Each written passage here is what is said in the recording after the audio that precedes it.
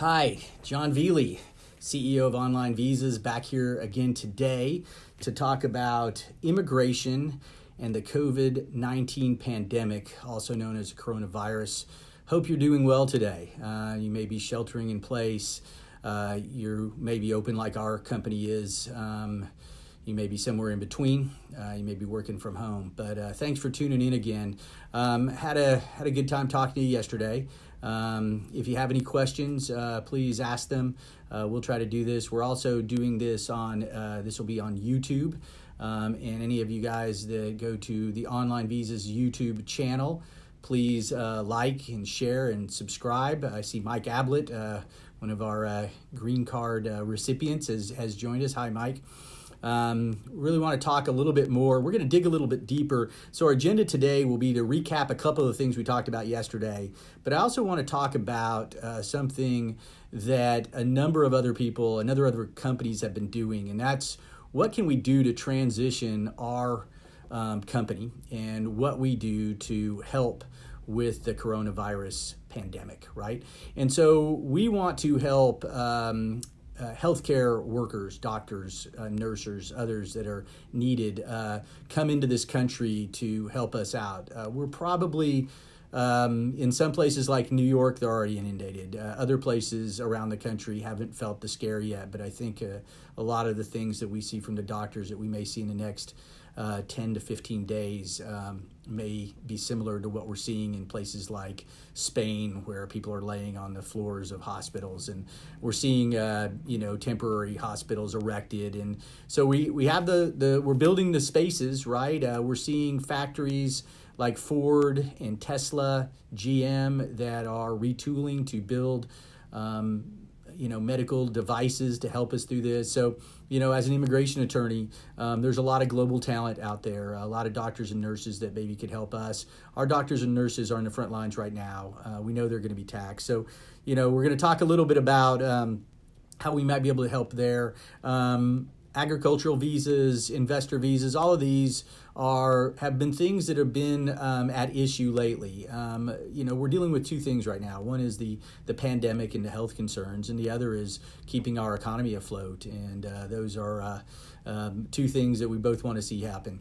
So to recap a couple of things from yesterday, we talked about that, number one, the consulates are closed right now. The consulates are where people go for interviews to get their visas. What we do at this office is we will submit a visa application, either have a non-immigrant visa, that's like temporary visa, that's the alphabet soup, the H-1Bs, the O-1s, the Ps, the L-1s, the E-2s.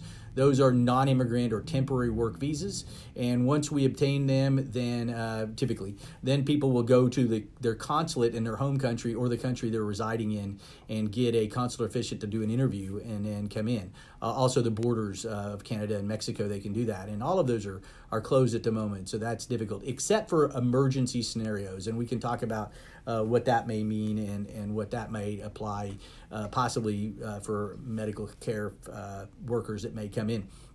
So those are closed. The USCIS's field offices are closed right now. Those are for people that are going in for appointments to get your fingerprints taken, to do an interview for a marriage-based green card or a naturalization. All those are closed right now, but the service centers aren't. The service centers are where we file the visas, and those often take months anyway.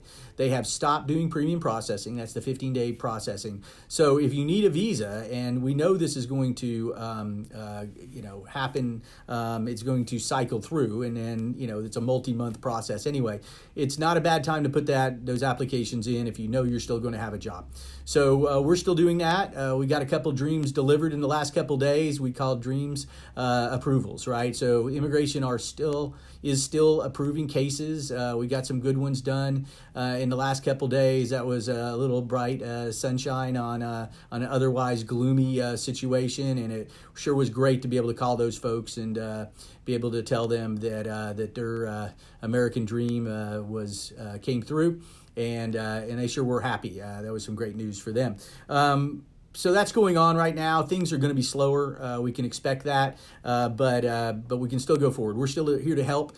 We're getting a lot of questions on the other side of it. What do we do if we need to terminate? What if we have to close the doors? What if we have to, we want to lay people off, either paid or unpaid? We want to keep them on insurance, things like that. So those are questions we answered yesterday. So I'll quickly go through that.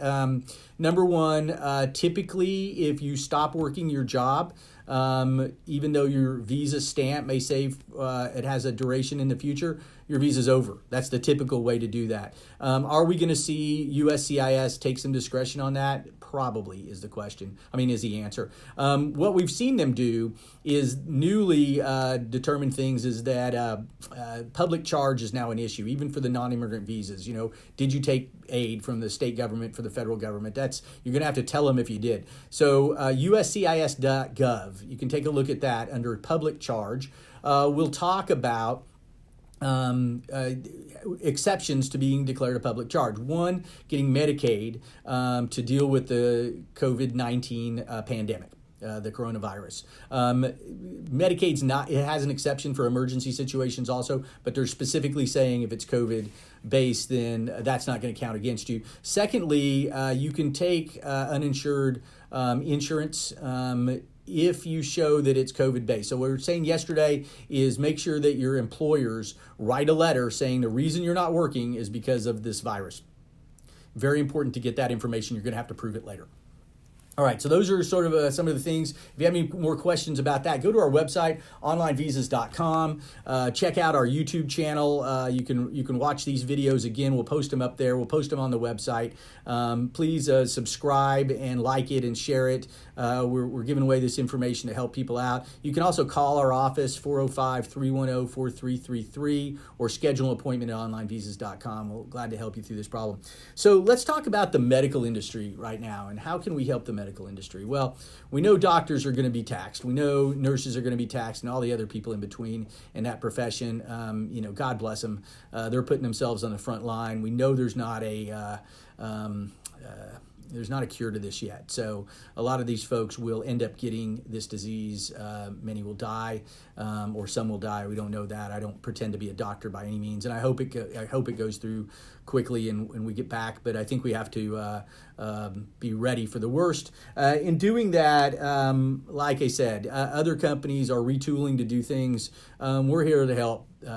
We're here to help our medical facilities or medical caregivers in the United States bring in doctors if they can. Now, this is not an easy thing, right? So there's a couple of things. There's been some good articles about it.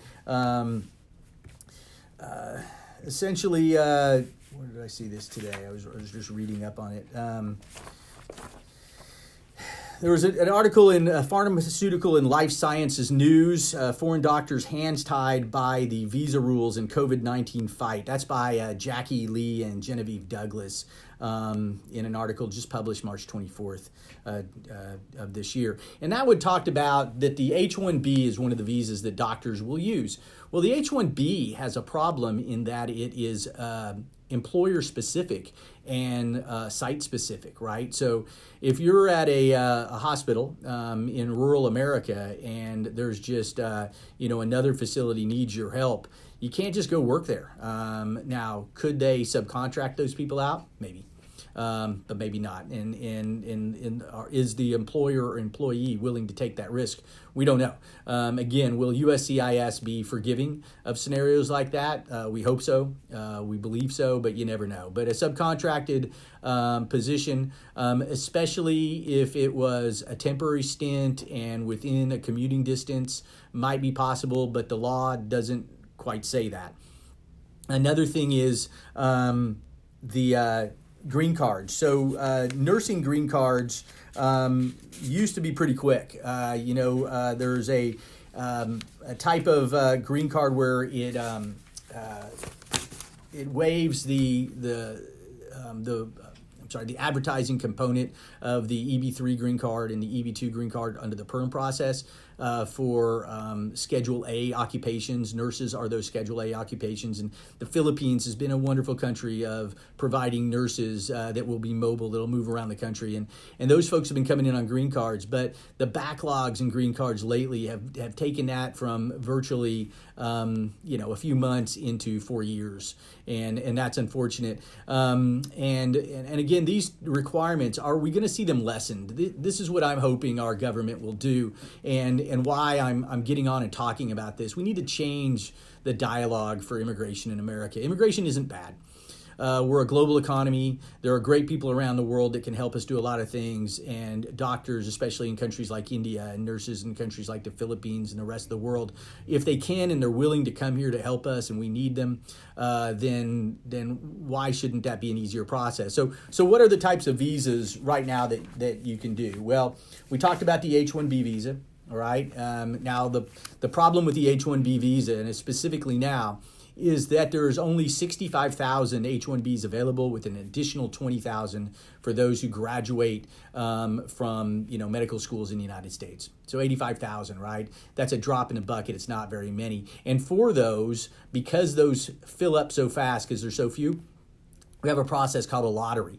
Now, the lottery had a new system this year called a registration for the lottery, and that's already over. That ended just last Friday, literally the 20th of March. There will be no more visas available under the H-1Bs. Well, does that have to be that way is my first question to our government. When you're talking about stimulus bills right now, can you extend these things? Now, we know that's possible because the H-2B visas for agricultural workers, and the Trump administration allowed 35,000 additional H-2B seasonal workers just recently. There's an article that I just read by Camilla DeChulis. Trump administration allows 35,000 more H-2B visas, and that was just recently. 10,000 of them were designated for Guatemala, El Salvador, and Honduras, it's just a situation so we can get more workers out into our fields. Well, I mean, we need medical care facilities too. We need more people that can help us in these professional jobs. So they know how to do it. They could extend more H-1B visas, but they haven't done that, and there has been no discussion on that. But we're early in this game. So hopefully that will happen soon, and we may see something like that. Another thing is our consulates are closed. We talked about that, except for emergency situations. So if we can get doctors in on visas, can we open the consulates for them to come in and help us?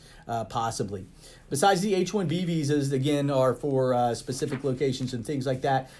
We talked about is the O-1 visa. That's for the extraordinary ability. Now, that's not a lot of people, right? We've been honored to represent some great doctors. Dr. Luc Montagnier, the doctor from France who discovered the AIDS virus.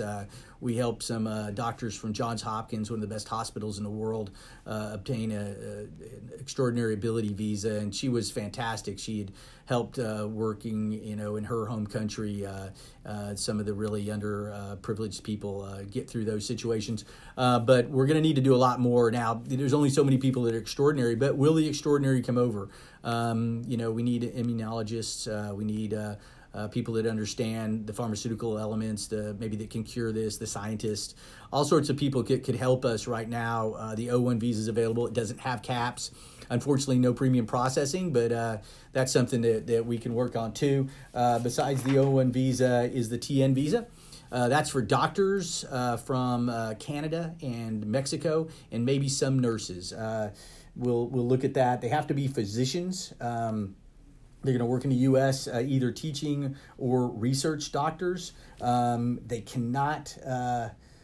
We can work with patients directly, but they have to be less than 10% of their total duties, and that's a bit of a stretch. So maybe we'll see some relaxation of that under the TN to get some Canadian doctors or Mexican doctors up here to help us. So we'll take a look at that. And the J1 visa, now that's how a lot of what they call foreign medical graduates, folks that come to medical school over here, will come in on the J1. The unfortunate part of the J1 is almost across the board, all of them have a 2-year home residency requirement. So they can come over, they'll have to go home, and it has to be part of these this program. So to go to school and learn some things. But we'll see what our government does, and hopefully they'll make some changes. I think we can anticipate that. I think we can ask that of our congressional leaders. Maybe we'll see some stuff in the stimulus bills. Maybe not this one, but maybe the next one. So some of the things we can talk about, that's what we'd like to do here, is how we can help. We talked about the agricultural workers. That's the H-2B visa. There's going to be some extra ones of those. We're here to help those folks that need a few extra hands, and maybe we can help even find some people that want to do that.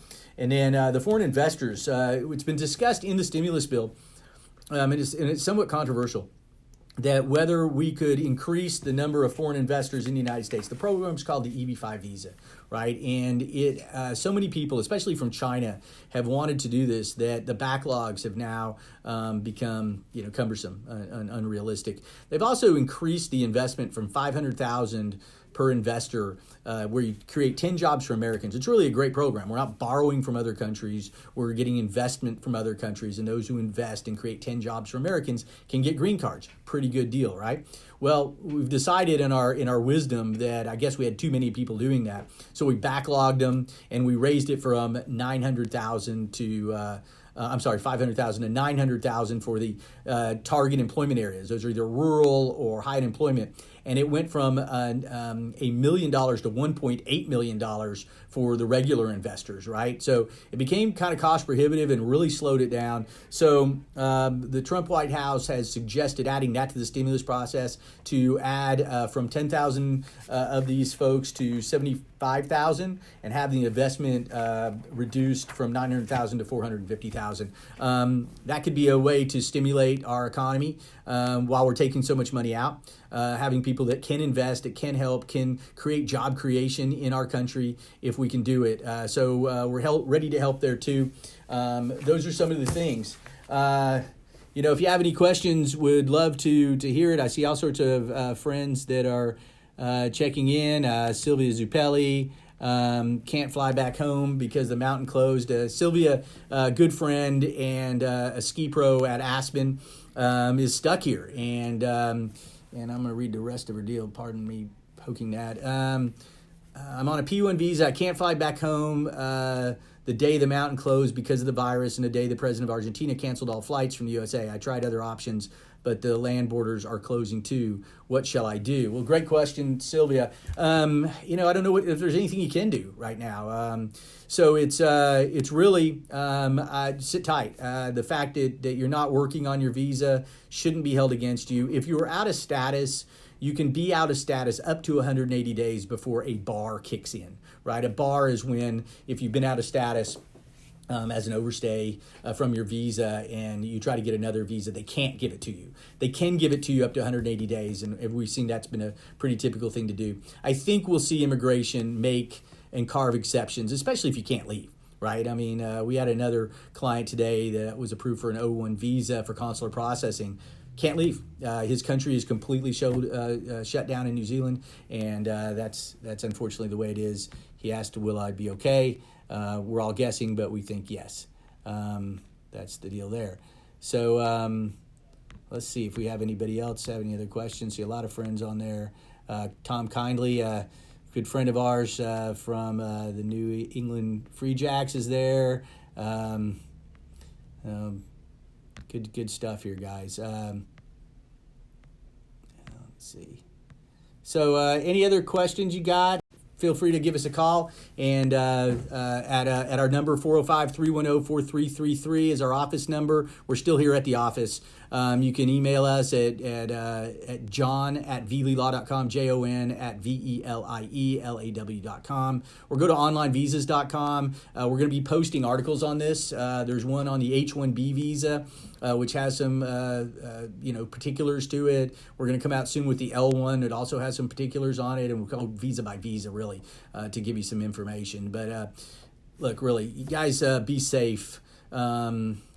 stay healthy, shelter if you need to, work if you can, and we'll keep in touch. All right. So thanks so much for showing up. I really appreciate you all, and take care.